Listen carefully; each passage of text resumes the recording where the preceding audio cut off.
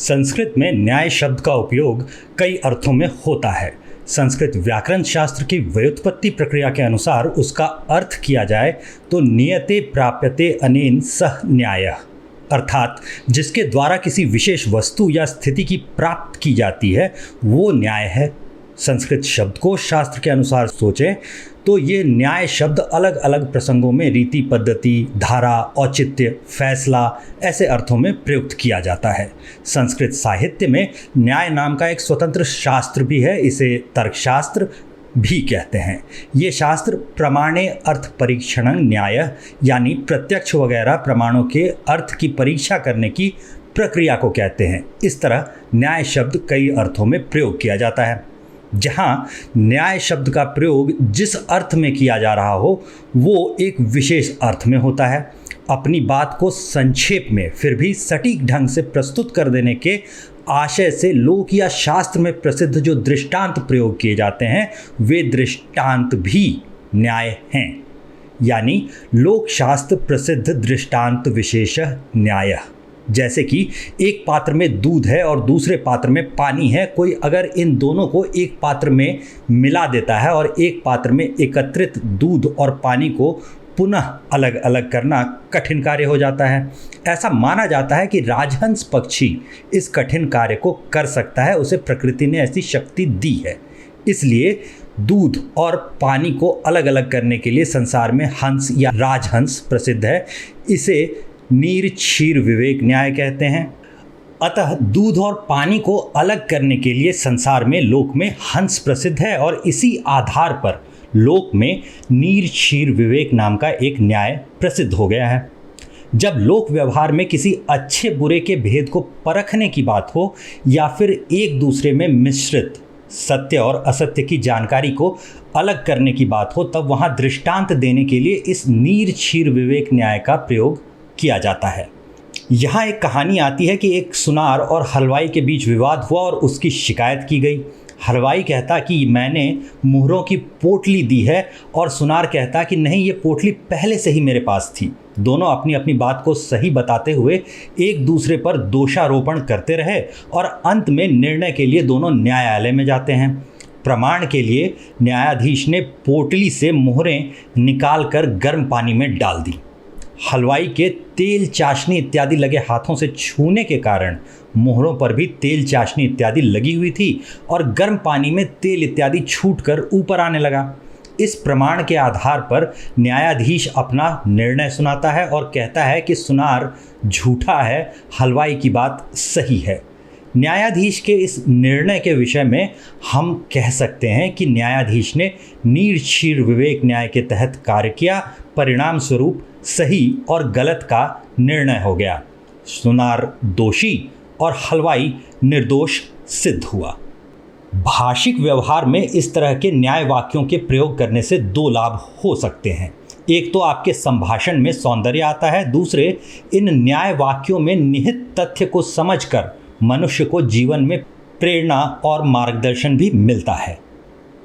प्रत्येक मनुष्य के जीवन में नित्य नए नए व्यक्तियों के साथ काम करने का प्रसंग आता है। ये सभी व्यक्ति एक समान नहीं होते हैं। दूध और पानी की ही तरह कभी कभी इन व्यक्तियों में भी सज्जन और दुर्जन का मिश्रण हो सकता है। इस स्थिति में नीर क्षीर विवेक न्याय हमारा जिस तरह मार्गदर्शन करता है उसी तरह सबसे पहले सज्जन और दुर्जन का भेद परखना एक काम होता है। एक बार इस प्रकार का भेद पता चलने के पश्चात सज्जन के साथ सहयोग और दुर्जन के साथ उपेक्षापूर्ण व्यवहार करना चाहिए या नहीं करना चाहिए, ऐसा उपयोगी मार्गदर्शन यहाँ से हमें प्राप्त होता है।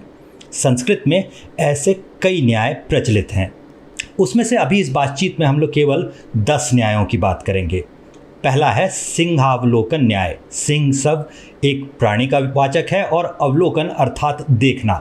जंगल का राजा माने जाने वाला सिंह थोड़ी थोड़ी देर में मुड़कर इधर उधर देखता रहता है। सिंह की इसी विशेषता को ध्यान में रखते हुए न्याय की परिकल्पना की गई है। इस पर यह बोध प्राप्त होता है कि मनुष्य को भले ही आगे की ओर चलना होता है, लेकिन कभी कभी पीछे मुड़कर रुक कर आसपास भी देख लेना चाहिए। इस एक विद्यार्थी के रूप में अगर इसे देखें तो आपकी दृष्टि भले अगली कक्षा पर हो, ये स्वाभाविक है, फिर भी आगे बढ़ते रहने की इस प्रक्रिया में कभी कभी पीछे मुड़कर देख लेना, सभी चीज़ों को एक साथ एक नज़र से देख लेना आवश्यक होता है। इसके बाद आता है पंख प्रक्षालन न्याय। पंख अर्थात कीचड़ और प्रक्षालन यानी धोने की क्रिया। कीचड़ को धोने की क्रिया को पंख प्रक्षालन कहते हैं। कीचड़ में पैर पड़ जाए और पैर गंदा हो जाए तो कोई विशेष परेशानी नहीं होती है, क्योंकि कीचड़ से गंदे पैर को स्वच्छ पानी से धोया जा सकता है। इस तरह कीचड़ को धोने की व्यवस्था उपलब्ध है, फिर भी कीचड़ से पैर गंदे ही ना हो ऐसी सावधानी रखी जाए तो कीचड़ को धोने की प्रक्रिया नहीं करनी पड़ेगी। इस तथ्य को ध्यान में रखकर पंख प्रक्षालन न्याय की परिकल्पना की गई है। ये न्याय जो है ये कदम कदम पर सीख देने वाला है, और वर्षा ऋतु में जैसे इधर उधर भरे पानी से मच्छर पैदा होते हैं और उनके बढ़ने से बीमारियां आती हैं, सामान्य रूप से लोग ऐसा सोचते हैं कि मच्छरों से बचने के लिए तरह तरह के साधन उपलब्ध हैं, तो बीमार होंगे, अस्पताल में चिकित्सा उपलब्ध है, परिणाम स्वरूप मच्छरों से होने वाली बीमारी का, परेशानी का निवारण हो जाएगा। इसमें चिंता करने की क्या आवश्यकता है। परंतु ऐसे विचार के सामने ये न्याय उपदेश देकर समझाता है कि वर्षा ऋतु में इधर उधर पानी न भरे, मच्छरों की उत्पत्ति ही ना हो और मच्छरों के कारण बीमारी न फैले, इसका पहले ही ध्यान रखना चाहिए। यदि इस तरह किया जाए तो आने वाली परेशानी के निवारण के लिए कोई प्रयत्न नहीं करना पड़ेगा, रुपए का अपव्यय नहीं होगा, बीमारी के कारण उपद्रव नहीं बढ़ेंगे। इसलिए हमें पहले से ही सावधान रहना चाहिए। यदि किसी व्यक्ति के पास परेशानी के निराकरण के उपाय उपलब्ध हैं, ऐसा मानकर पहले तो वो परेशानी पैदा कर लेता है, उसके बाद निराकरण के लिए समय और शक्ति खर्च करता है तथा कष्ट उठाता है, ऐसे मनुष्य के व्यवहार को सचोट रूप से व्यक्त करने के लिए सामान्य व्यवहार में पंख प्रक्षालन न्याय वचन का प्रयोग किया जा सकता है। इसके बाद आता है तीसरे स्थान पर वृद्ध कुमारी वाक्य न्याय। वृद्ध कुमारी यानी वृद्ध ऐसी कुमारी, वाक्य अर्थात वचन। वृद्धावस्था को प्राप्त कोई एक कुमारी के वचन पर से ये न्याय प्रचलित हुआ। ये कथा है कि वृद्धावस्था में पहुंची एक कुमारी को मात्र एक ही वरदान मांगने को कहा जाता है। वो ये सोचकर वरदान मांगती है और कहती है, पुत्रा में बहु क्षीर घृत मोदनं कांचन पात्रे मुज्जरन, अर्थात मेरे पुत्र सोने के बर्तन में घी और दूध से युक्त भात खाएं। इस तरह एक ही वाक्य में वृद्ध कुमारी ने अपने लिए पति और पुत्र तो मांग ही लिया, साथ ही घी, दूध, अन्न वगैरह जो खाद्य पदार्थ थे, उसके साथ स्वर्ण इत्यादि जो धन होता है वो भी मांग लिया। वृद्ध कुमारी के इस वचन के आधार पर न्याय की कल्पना की गई और मानव जीवन के भिन्न भिन्न अलग अलग संदर्भों में इस न्याय से प्रेरणा और उपदेश मिल जाता है। यहाँ भोजन के संदर्भ में इस न्याय से मिलता जुलता उपदेश सोच सकते हैं। हम जानते हैं कि शरीर के लिए विटामिन, खनिज, प्रोटीन, अन्य तत्व अपेक्षित हैं। ये सभी उचित प्रमाण में प्राप्त हों, इसके लिए भिन्न भिन्न साग सब्जी और अनाज खाने होते हैं। किंतु यदि कभी एक ही वस्तु खाकर सबकी प्राप्ति कर लेनी होती है तो मनुष्य को गाय का दूध पी लेना चाहिए। वृद्ध कुमारी के वाक्य की तरह ही एकमात्र गाय के दूध से भोजन के सभी आवश्यक तत्वों की प्राप्ति हो जाती है। इसी तरह कोई व्यक्ति जब एक ही उपक्रम से कई उद्देश्यों की प्राप्ति करता हो तो उस व्यक्ति की उपलब्धि को महत्व देने के लिए वृद्ध कुमारी वाक्य न्याय वचन का प्रयोग किया जा सकता है। चौथा है शुंडा सूची न्याय। शुंडा अर्थात सूंड और सूची अर्थात सुई। सूंड काफ़ी बड़ा सा होता है और सुई सूक्ष्म है। धूल में खो गई छोटी सी सुई को खोजने के लिए कोई बड़ा सा हाथी का सूंड इस्तेमाल करने लगे तो इसे मूर्खता कहा जाएगा। इसी से ये न्याय वाक्य प्रचलित हुआ है। इस न्याय से हमें जो प्रेरणा मिलती है उसका क्षेत्र बहुत व्यापक है। मान लीजिए आपके घर में कोई चूहा घुस आया है, वो चीज़ों को कुतरेगा, अनाज का नुकसान करेगा। इन सब से बचने के लिए आप चूहेदानी या चूहे मारने की दवा का प्रयोग करते हैं। अपने घर की तरफ तोप तो नहीं घुमा देते ना। अगर कोई चूहा मारने के लिए तोप का प्रयोग करने पर तुला हुआ हो तो उसे मूर्खी कहा जाएगा। तोप से पूरा घर अगर गिरा भी डालें तो भी चूहा मर ही जाएगा, मलबे में कहीं दबकर छुपकर निकल नहीं जाएगा, इसकी तो कोई गारंटी नहीं है।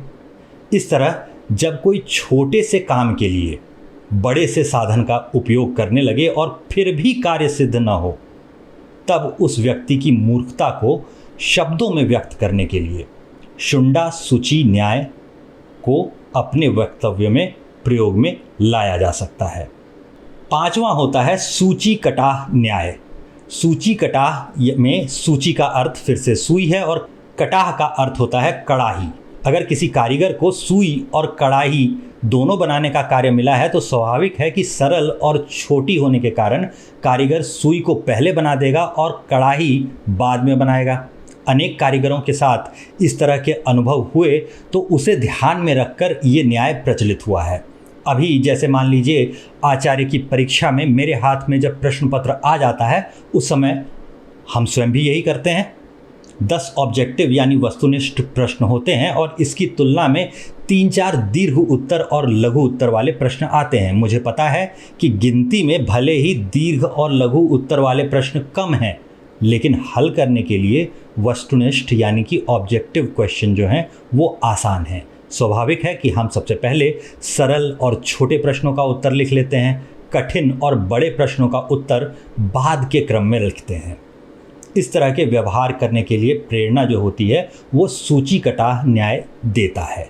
जब कोई व्यक्ति सरल कार्य को पहले कर लेता हो और कठिन कार्य को दूसरे क्रम पर करने का आयोजन करता हो तब उस व्यक्ति के व्यवहार को कहने के लिए, बताने के लिए इस न्याय का प्रयोग किया जा सकता है। 40 वर्ष के हो चुके लगभग सभी लोगों ने अपने जीवन में इस उदाहरण को देखा होता है। कभी कभी बाप दादा द्वारा अर्जित संपत्ति को देखकर कुछ लोग ऐसा समझ लेते हैं कि कितना भी खर्च करो ये संपत्ति तो 7 पुश्त चलने वाली है। ऐसा सोचकर वो अर्जित संपत्ति का उपयोग खुले हाथ से करने लगते हैं और उसमें कोई वृद्धि नहीं करते हैं तो कभी न कभी वो प्रचुर संपत्ति भी समाप्त हो जाती है। इस तरह जैसे कि बिहार के राजनेताओं ने सोचा होगा कि फैक्ट्री बनाने, उद्योग लगाने की क्या ज़रूरत है, झारखंड से खनिजों से आय तो हो ही रही है। एक दिन झारखंड अलग हो गया और पहले से ही गरीब बिहार आज अपने लिए विशेष राज्य का दर्जा मांगता हुआ कटोरा लिए खड़ा होता है। जल बिंदु निपात न्याय इस वास्तविकता का दर्शन करवा के उपदेश देता है कि जिस तरह भरे हुए घड़े से पानी बूंद बूंद करके बह जाता है तो एक समय वो भी खाली हो जाता है, उसी तरह खर्च हो रहे पदार्थ के भंडार में वृद्धि करते रहना है अथवा संग्रह का निपात ना हो, पानी गिरे नहीं, ऐसी व्यवस्था करके रखनी है। किसी वस्तु के बड़े भंडार को देखकर कोई खुले हाथ से उपयोग करने लगे तो उस व्यक्ति के व्यवहार को अभिव्यक्त करने के लिए अपने वक्तव्य में जल बिंदु निपात न्याय का उपयोग किया जा सकता है। 7वें स्थान पर आता है देहली दीपक न्याय। देहली अर्थात दहलीज और दीपक अर्थात दिया। दीपक का कार्य प्रकाश फैलाना होता है। उसे घर के किसी भी कमरे में रखा जाए तो मात्र उसी कमरे को वो प्रकाश दे सकता है, लेकिन परंतु उसे यदि घर की दहलीज पर रख दिया जाए तो देहली के दोनों ओर अर्थात घर के अंदर और बाहर प्रकाश फैला सकता है। इस तरह एक जगह रह के 2 कार्य करने के साधनों के संदर्भ में ये देहली दीपक न्याय प्रचलित हुआ है। ये न्याय हमें पदार्थों के उपयोग की रीति सिखाता है। मनुष्य चाहे तो किसी भी पदार्थ से सीमित लाभ ले सकता है और मनुष्य चाहे तो असीमित लाभ भी ले सकता है। इसलिए कभी पदार्थ के प्रयोग के स्थान और कभी पदार्थ के प्रयोग की रीति महत्वपूर्ण बन जाती है। जैसे कि मान लीजिए कोई अपने ऑफिस जाने के लिए साइकिल का उपयोग करना शुरू कर देता है। अब साइकिल के उपयोग से एक तरफ तो आप प्रदूषण कम फैला रहे हैं और दूसरी तरफ व्यायाम भी हो जाता है, यानी एक साथ 2 लाभ लिए जा रहे हैं। साइकिल के इस द्विविध लाभ को कहने के संदर्भ में देहली दीपक न्याय का प्रयोग किया जा सकता है। इस तरह जब भी किसी एक व्यक्ति या वस्तु द्वारा अधिक लाभ लिए जा रहे हों तब उस प्रसंग को संक्षेप में व्यक्त करने के लिए इस न्याय वाक्य का प्रयोग किया जा सकता है। 8वां है मात्स्य न्याय। मत्स्य अर्थात मछली। मत्स्य शब्द से संबंधित वस्तु को मात्स्य कहते हैं। नदी या समुद्र में रहने वाली बड़ी मछली अपने से छोटी मछली को खाकर अपना अस्तित्व बचाए रखती है, जीवित रहती है। मछली के इस व्यवहार के आधार पर मात्स्य न्याय प्रचलित हुआ है। इस न्याय पर से मनुष्य को ये बात समझनी है कि जिस तरह समुद्र में मछलियों का सह अस्तित्व है, उसी तरह मानव समाज में भी मानव और मानव का सह अस्तित्व है। मछलियों के सह अस्तित्व में जिस तरह छोटे को बड़े से सतत भय रहता है और अपने आप को बचाना रहता है, उसी तरह मानव समाज में भी छोटे व्यक्ति को बड़े व्यक्ति से सतत भय बना रहता है, स्वयं को बचाए रखना होता है, जबकि मानव समाज में ऐसा हमेशा नहीं होता। उसके लिए राजतंत्र या प्रजातंत्र की स्थापना हुई है। शक्ति संपन्न लोगों के बीच भी शक्तिहीन लोगों का अस्तित्व बना रह सके, इसके लिए हमारे पास संविधान, विधि व्यवस्था है। फिर भी बातचीत के दरमियान अगर कोई ऐसा संदर्भ बने कि कोई बलवान व्यक्ति किसी निर्बल को पीड़ा पहुंचा रहा हो या किसी के निर्बल होने का लाभ लेकर अपना साम्राज्य या अस्तित्व बनाए रखने, बढ़ाने की चेष्टा कर रहा हो, तो संदर्भ में व्यक्ति के अमानवीय व्यवहार को सटीक ढंग से व्यक्त करने के लिए ये मात्स्य न्याय उपयोग में लाया जा सकता है। 9वें नंबर पर आता है पिष्ट पेषण न्याय। पिष्ट अर्थात पिसी हुई कोई वस्तु और पेषण अर्थात पीसना। पिष्ट अर्थात पिसी हुई वस्तु जैसे कि आटा, उसे पेषण अर्थात पुनः पीसने की क्रिया को पिष्ट पेषण कहते हैं। पहले से पिसी हुई थी, दोबारा पीसने लगे। अब सामान्य रूप से कोई वस्तु अगर पिसी हुई हो तो उसे दोबारा पीसने की आवश्यकता तो होती नहीं। फिर भी कोई अगर उसी पिसी हुई वस्तु को लेकर पीसने का अनावश्यक प्रयत्न करे तो वो मात्र समय और शक्ति को बर्बाद कर रहा होता है। इस वास्तविकता का उपदेश करने के लिए ये न्याय प्रचलित हुआ है। 2 प्रकार के कार्य की कल्पना की जा सकती है, एक तो हो गया कार्य और दूसरा न हुआ कार्य। ये न्याय सीख देता है कि मनुष्य को इन 2 प्रकार के कार्यों में से हो गए कार्य को फिर से करके अपने समय और शक्ति की बर्बादी नहीं करनी चाहिए, बल्कि न हुए कार्य को करने का उपक्रम करके अपने समय और शक्ति का सदुपयोग करना चाहिए। जैसे अंग्रेजी में री इन्वेंशन ऑफ व्हील कहते हैं, किसी ने पहले ही बना दिया हो तो उसके पुनः आविष्कार पर समय और शक्ति खर्च नहीं करनी चाहिए। स्वच्छ भारत अभियान में हम लोगों ने कई नेताओं को देखा है जो पहले से ही साफ सुथरी जगह पर फिर से झाड़ू लगा रहे थे। कई बार ऐसा होता है कि प्रसिद्धि पाने के लिए या दिखावे के लिए स्वच्छ स्थान को फिर से स्वच्छ करने का उपक्रम किया जाता है। ये समय और शक्ति की बर्बादी है। इस प्रकार समय और शक्ति की बर्बादी को संभाषण के दरमियान सटीक रूप से व्यक्त करने के लिए पिष्ट पेषण न्याय वाक्य का उपयोग किया जा सकता है। 10वें स्थान पर आपका जाना पहचाना कूप मंडूक न्याय है। कूप अर्थात कुआं, मंडूक अर्थात मेढक। कुआं का मेढक अपने जन्म स्थान और निवास स्थान उतने तक ही जानता है। कुएं में जन्म लेकर कुएं में रहने वाला जो मेढक है उसने कुएं के अन्यत्र कोई स्थान देखा ही नहीं। अपने निवास स्थान के अतिरिक्त उसने कोई भी जगह नहीं देखी और न ही उसे दिखाई देने की कोई संभावना है, तो परिणाम स्वरूप वो कुएं को ही संपूर्ण जगत समझता है। कुएं के बाहर स्थित अति विशाल जगत से उसका नाम मात्र भी परिचय नहीं हो पाता। कुएं में रहने वाले इस मेढक की स्थिति पर यह न्याय प्रचलित हुआ है। अब मान लीजिए कि कोई सेठ जी बेचारे आगरा में जन्मे और जीवन का अधिकांश समय वहीं बिता दिया हो। उन्होंने कहना शुरू कर दिया कि ताजमहल से सुंदर तो कुछ होता ही नहीं जी। आज के दौर में जब हिंदुत्व अपने पुनरुत्थान के दौर पर है तो हो सकता है कि कुछ युवक उन्हें बताएं कि नहीं सेठ जी, इससे सुंदर तो कई मंदिर भारत में इससे पहले से ही हैं। सेठ जी माने ही ना। ऐसा होता है कि मानव किसी छोटे स्थान में जन्म लेता है और अधिकांशतः वह किसी एक स्थान में ही निवास करता रहता है। ज़्यादातर मनुष्य का जीवन अपने जन्म और निवास स्थान में ही व्यतीत हो जाता है। इसलिए ये जरूरी नहीं कि सभी लोगों ने देश विदेश को प्रत्यक्ष रूप से देखा हो, उन्हें देखने का अवसर मिला हो, लेकिन मनुष्य चाहे तो शिक्षा प्राप्त करके शिक्षा के माध्यम से जगत भर का परिचय प्राप्त कर सकता है। फिर भी जगत की विशालता का और इस विशाल जगत के सामने अपनी स्थिति का अनुमान किसी को न हो, ये हो सकता है। ये एहसास मनुष्य के हृदय को विशाल बनाए, ये ज़रूरी नहीं है। हो सकता है कि मन परोपकारी न बन पाए, परंतु जो मनुष्य, जो व्यक्ति शिक्षा न प्राप्त करके या यात्रा न करके मात्र अपने निवास स्थान रूपी छोटे से हिस्से में रहकर जीवन जीता है, उसे विशाल जगत का कोई ख्याल ही नहीं आता। उसके लिए तो अपना गांव या शहर ही समग्र जगत बन जाता है। ऐसे व्यक्ति की विचारधारा भी सीमित ही होती है। ये सीमित विचारधारा मनुष्य के मन और हृदय को भी संकुचित कर देती है। जिसने मात्र अपना गांव ही देखा हो और अपने गांव को ही जगत मान लिया हो, उस व्यक्ति का व्यवहार और विचार दोनों संकुचित बन जाते हैं। अपने अत्यंत सीमित ज्ञान को संपूर्ण मानने वाले मनुष्य को और उसके ऐसे संकुचित व्यवहार को दर्शाने के लिए कूपमंडूक न्याय का उपयोग किया जा सकता है।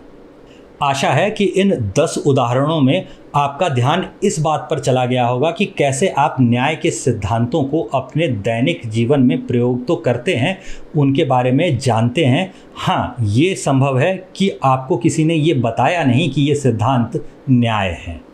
भारत में आदि शंकराचार्य हुए और वो वेदांत के विद्वान थे। स्वामी विवेकानंद भी वेदांत दर्शन के सिद्धांतों की ही बात करते थे और पिछली कई शताब्दियों से न्याय के क्षेत्र में वैसे विद्वान वक्ता नहीं दिखे हैं जैसे वेदांत दर्शन के हुए हैं। संभवतः यही कारण है कि षड दर्शनों में से वेदांत की अद्वैत शाखा अधिक प्रसिद्ध हुई है और उम्मीद है कि भारतीय दर्शन की अन्य शाखाओं में भी आपकी रुचि हम थोड़ी सी बढ़ा पाए होंगे। अब आज के लिए आज्ञा दीजिए, फिर मिलते हैं। धन्यवाद।